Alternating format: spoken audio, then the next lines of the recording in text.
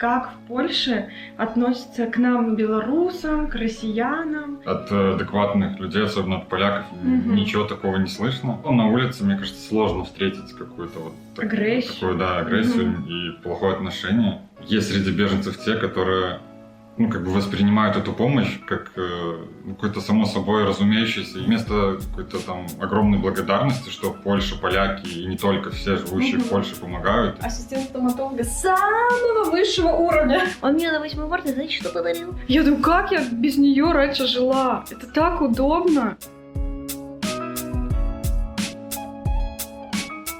Ребятушки, приветики! Мы к вам с серьезным разговором. В последнее время, Сашка, вот я хотела вам рассказать и Сашке рассказать.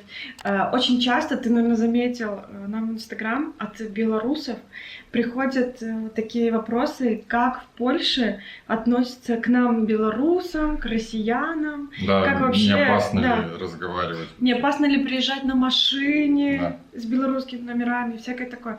Ну, наверное... Я могу сказать в плане того, что мы находимся в Польше, мы находимся в городе Лоди, и плюс мы работаем с поляками. Ну, я работаю с ними каждый день, Сашка работает с ними каждый день.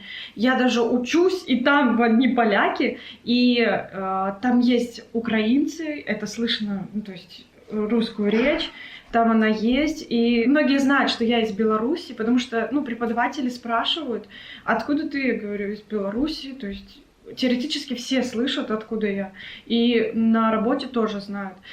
И, собственно говоря, я не испытывала вообще ни разу какого-то странного момента, или там, где меня могли притеснять, или там меня могли обозвать, или мне могли что-то вот такое сделать, где я почувствовала себя некомфортно. Вот. Конечно, да. От адекватных людей, особенно от поляков, ничего такого не слышно. Мне кажется, вообще вся эта вот какая-то неприязнь раздувается больше в интернете. Мне тоже так кажется. Кому-то это, возможно, выгодно, ну, не суть. Короче, в целом на улице, мне кажется, сложно встретить какую-то вот агрессию, агрессию и плохое отношение. Просто, если честно, вот когда я еду в общественном транспорте, там 90% русская речь бывает, да, и никто никому ничего не говорит, никто ничего не делает. Я лично такого не встречала, не знаю. В школе я тоже ничего такого не встречала, хоть тоже там поляки, украинцы, и, наверное, белорусские, русские могут быть. Ну, в плане, что русская речь.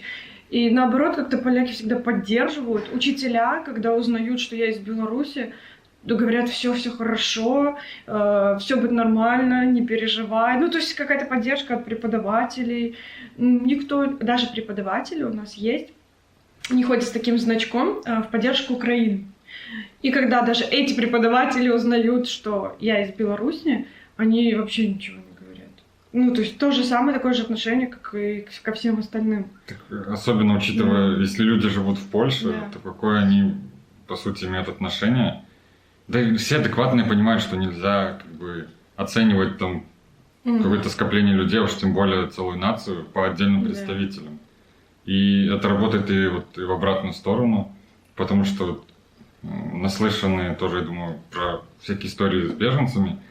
И вот я знаю из своего опыта, потому что вообще офис моей компании главный находится в Люблине. Это очень близко с границы, и многие сотрудники из офиса как-то волонтерствуют, помогают. И тоже я от них слышал такие истории, что есть среди беженцев те, которые воспринимают эту помощь как какое-то само собой разумеющееся и просят, даже не то, что просят, наверное, больше требуют кого-то, типа, как таксиста себе, повозить по городу, там, съездить к врачу, побыть переводчиком, возможно, еще. Какое-то свое недовольство могут высказать. То есть, вместо какой-то там огромной благодарности, что Польша, поляки и не только все живущие в Польше помогают, и как-то, то есть все возможные способы, там, бесплатный транспорт. Вот тоже была история, что какой-то семье понадобилось переехать из Люблина в Лодь, я читал в чате, искали им машину. То есть это у тебя на работе в чате? Да. При этом, когда в ответ сказали, что ходят бесплатные поезда, просто по украинскому паспорту, ответ был, что поезд в 5 утра это слишком рано. А И 12 дайте нам машину часов с водителем. То есть человек вместо своей работы должен поехать потратить туда, время, обратно. деньги, ну и не заработать при этом деньги на работе. Я не знаю, какие причины. Ну, может быть, там все-таки серьезные причины. Ну, Мы то есть это я деталей не исключаем, знаю. да. Ну, из того, что я видел, просто Но это поезд в 5 звучит. утра, нам рано Да. вставать, дайте-ка нам машину с водителем. Ну да, и вот бывает такое, что там, вот на работе приходят тоже русскоязычные, но они из Украины, они говорят, что мы там несколько дней в Польше. И так получается, что иногда я перевожу, когда я есть на работе. Ну, сложно с переводом, но я перевожу. И вот иногда бывает, что им что-то может не нравиться, и они это высказывают. Но поляки-то не понимают, и я полякам тоже это не перевожу. Ну зачем, да, это знать? Ну, то есть бывает такое, что они там могут возмутиться, что много, например, они документов надо заполнять, да, вот что-то им может не нравиться, много там они ждут или еще что-то. То есть я считаю, что им, безусловно, плохо, да, но уважение какое-то персоналу, в первую очередь, должно быть, да, или, например, когда я перевожу, да, и они со мной так хамски на «ты», или, знаете, я работаю, они открывают вот так вот дверь в кабинет и типа мне говорят: иди сюда, переведи мне. Ну, мне вот таким тоном. Мне кажется, это, ну, некрасиво, в первую очередь, да? Ну, как по мне, ну, понятно. Хотя бы постучались в кабинет. Ну, да, понятно, что, Да. опять же, самое главное, ну, не обобщать и не Ну, судить да. по отдельным представителям, но ну, такое случается. Ну да, это мы к тому, что так и украинцы, то есть тоже себя не очень красиво могут вести, и им никто ничего не говорит. Ну тут вот на территории Польши, да, им никто ничего не говорит, все с уважением, потому что, ну, сложная Ну, с ситуация, пониманием, да, с пониманием. Но и также я считаю, что они тоже должны, конкретно те люди, вот, о которых мы говорим, тоже должны немножко себя вести, ну, более адекватно как-то и уважительно к чужим Уважение порядкам. и благодарность, Да. ну, это в первую очередь должно быть в такой ситуации. Но это мы не говорим обо всех. Например, конечно. я учусь с девочкой, она из Украины. Это совершенно другой человек. Она очень добрая, открытая, приятная. Она уже давно живет в Польше. И она очень... Ну, она совершенно другая. Там я не заметила ни наглости, ничего такого. То есть, знаете, Беларусь тоже бывает наглая. И, и Россия бывает наглая. Просто что мы будем теперь всех вот так вот обижать, унижать? Просто по национальному Да. признаку, по паспорту. Поэтому нужно относиться, если к вам относятся хорошо, то и вы относитесь к людям хорошо. Даже если вам скажут что-то плохое, это не означает, что нужно в ответ агрессировать. Просто промолчите и идите дальше. Ну, Я вообще, так вот, думаю. наше отношение к людям должно быть, ну, конкретно наше, оно должно быть, мне кажется, желательно у всех, что по умолчанию все люди хорошие. Да. И пока А они там не же- докажут обратное, относитесь Да. к ним хорошо. Я тоже так считаю. Ну, Короче, ребята, заканчиваем эту тему, да? Да, ну, в целом, главный вывод, вот, помимо того, что относитесь всем по умолчанию хорошо, Мгм. еще не стоит, конечно, судить по отдельным представителям. Ну, это всегда есть Да. какие-то, как бы, изгои в каждой нации, Да. которые ведут себя так, что может бросать тень на остальных людей, но нельзя судить. Ну и третье, не верите в то, что тут притесняют украинцев, белорусов, поляки, белорусов и россиян. Ну, я только читала об этом в интернете, всегда, каждый день я об этом читаю в интернете, но в жизни я ни с чем таким не Ну, сталкивалась. Какие-то случаи, да, и то это Может, больше... они штучные какие-то Да, бывают. это больше даже не как-то не лично узнаешь, а с каких-то таких интернет-источников. Там кому-то Да. отказали обслуживать в банке, кого-то там не заселили в отель. Да. Вот такое. Конкретно нас обслуживали в банке вот недавно. И ничего страшного. Короче, все, где мы находимся, все знают, что мы белорусы, и к нам никаких претензий нет. И к вам тоже не будет, если вы будете вести себя адекватно. Это главное Ну, условие. как бы уважать, если вы приезжаете в чужую страну, уважайте то, что если вам скажут заполнять кучу бумаг, значит заполняйте эти кучу бумаг. Уважайте, ну, как бы порядки, да, этой страны, уважайте людей. Большинство своем поляки, они, если они работают где-то там, в магазине, какое-то обслуживание, они очень всегда приветливые, добрые. Они даже помогут, не зная языка, они все равно помогут. Вы можете там не знаю, перевести в переводчики, да. В большинстве своем все очень адекватно, да, проходит. Поэтому в первую очередь уважайте место, даже не только, если вы не только в Польше находитесь, в любой стране, Конечно. да. Вот, и тогда все будет нормально. Никто, если вы не будете с агрессией, к вам ни один поляк, любой вы нации, ни один поляк не скажет, пошел отсюда нафиг. Да? Или что-то пришел, белорус, россиянин. Короче, ребят, смысл такой, что в первую очередь нужно смотреть за собой, да, и адекватно себя вести. Даже если вдруг сталкиваетесь с какими-то такими отношениями, ну, во-первых, лучше, конечно, проходить мимо, я думаю. И если уж что-то прям там накаляется, то в Польше, мне кажется, все можно очень легко решить по закону. В крайнем случае, конечно же.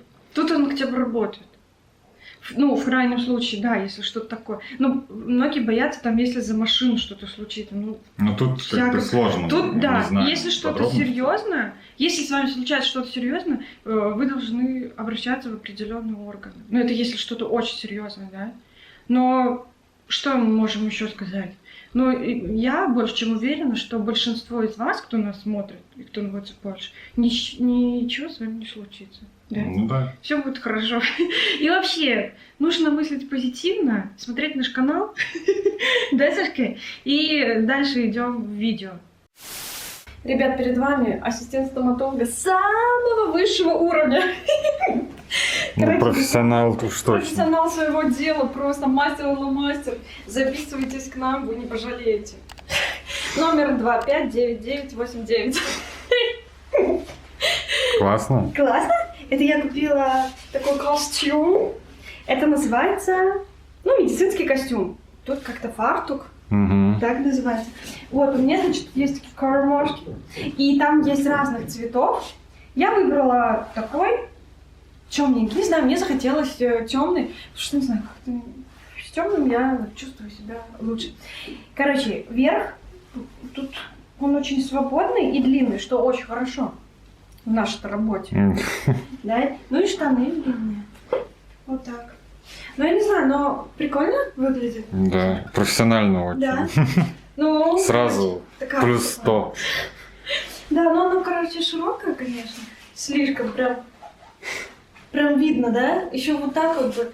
Вот так вот было бы идеально. Но я что, не на парад, не на красоту иду. Не красоту иду пока. Тут у меня еще шнурки, если что, затянуть. Ну, короче, вот так, ребята. О, смотри, если вот так вот делать, то реально как раньше. Да, вообще. Такая типа, слушай, да-да-да, говорит. Короче, вот так, сегодня я пойду в новом костюме. Да, вообще тут мы много нашли всяких магазинов с униформой. Угу. Может, и ссылку даже поставим. Ну вот на этот можно, да. Где я покупала. Цены везде плюс-минус одинаковые. Стоит 119? Ну, 110 плюс доставка. Ну да. Просто мы там купили, получается, верх отдельно, низ отдельно. То есть я выбрала сама. Да. Низ такого варианта, верх такого варианта. Ну вот и все. Ну, не знаю. Мне вот смущает единственное вот этот вырез, потому что я ненавижу вырезы. Я люблю, чтобы вот так вот было. Но я что-то не помню. Ну, обычно, наверное, у всех. Ну да, ну ладно, не важно. Ну, короче, вот так-то. Ребята, мне вообще так нравится. Новый такой костюмчик, прикольно. Буду теперь щеголять. Там у всех такие костюмы. Ну, разные. Они разные есть, но я имею в виду, что смысл вот у всех медицинские костюмы, ясно? Все вам ясно, ребята? Все, короче. А вообще, пока я училась, всякие дела делала, у Сашки были свои дела. Он втихаря от меня. Сегодня 8 марта. Он втихаря от меня заказал кое-что, что мне просто очень сильно понравилось, вообще так удивило. Он мне на 8 марта, знаете, что подарил? Подушку, обнимашку. Она оказалась такая удобная, я вам сейчас покажу. Ну просто, я думаю, как я без нее раньше жила? Это так удобно. Другие, кто-то сейчас скажет, что ты Сашку не обнимаешь? Блин, он горячий, как батарея. С ним очень сложно. А подушка не нагревается, ребятки. У меня появился вот такой вот друг, обнимающий меня ночью. Посмотрите, какая она прикольная. Вот такая, я не знаю, но она такая большая, просто я подальше отойду. Понимаете, насколько она? Но она не прямо, вот как для беременных такая, вот, знаете, гигантская на всю кровать, а такая средняя, нормальная. Я просто обожаю вот так вот спать боком, и чтобы ногу на что-то закинуть. Обычно это был Сашка. А теперь это будет подушка. Классно? Блин, мне вообще так понравилось. И самое интересное, как ему это в голову пришло. Мне очень нравится, вообще классная штука. Ее можно развязать и такой колбаской Вообще, одну ночь поспала, и мне так понравилось. Класс. Короче, ребята, кто спит вот боком, я прям вам советую. Это точно очень удобно. Мы тут недавно купили сливки взбитые. Что-то решили, захотелось нам пить кофе со сливками взбитыми. И Сашка тут себе наварганил красоту. Посмотрите, какая шапка сливок. Просто от души. На самом деле они очень быстро тают. Ну, понятно, что это жидкость и плюс горячая. И видите, вот как сливки вот идут вниз. Но все равно это выглядит симпатично. Если ты еще трубочку, Сашка, Да, поставишь. еще сироп. Стеклянный. И вот, и для полной красоты мы еще хотим найти карамельный сироп. Короче, мы просто фанаты Старбакса. Вот это кофе Starbucks. И хотим попробовать сделать хотя бы немножко похожий кофе. Блин, Сашка, такую красоту. Ребят, сегодня же 8 марта. И в Польше это рабочий день. К сожалению, в Беларуси, кто живет в Польше, расскажу всем, как празднуют у нас 8 марта. В Беларуси 8 марта, во-первых, это день выходной. Во-вторых, все мужчины покупают какие-то подарки для своих женщин, и не только для своих, и даже какие-то вот приятности женскому коллективу. Очень классная такая атмосфера, очень крутая. Обожаю, мой любимый праздник 8 марта. И я вот думала в Польше, я знала, что в Польше нету выходного, и я думала, поздравляют как-нибудь, нет, потому что, в Беларуси всегда поздравляли женщин на работе и дома, и везде. И тут тоже, представляете, мы пришли, были цветы, и самое главное, цветы это ладно, цветы не съешь, как говорится. А вот там были мои любимые конфеты и много коробок, и все могли угощаться. И я так рада, представляете, Нам подарили Рафаэлки. Это же такое счастье. я даже не ожидала. Так приятно вообще. Сашка подарок дарит, на работе подарки дарит. Спасибо большое. Сегодня будем чаек с Сашкой пить С вкусняшками, конфетками.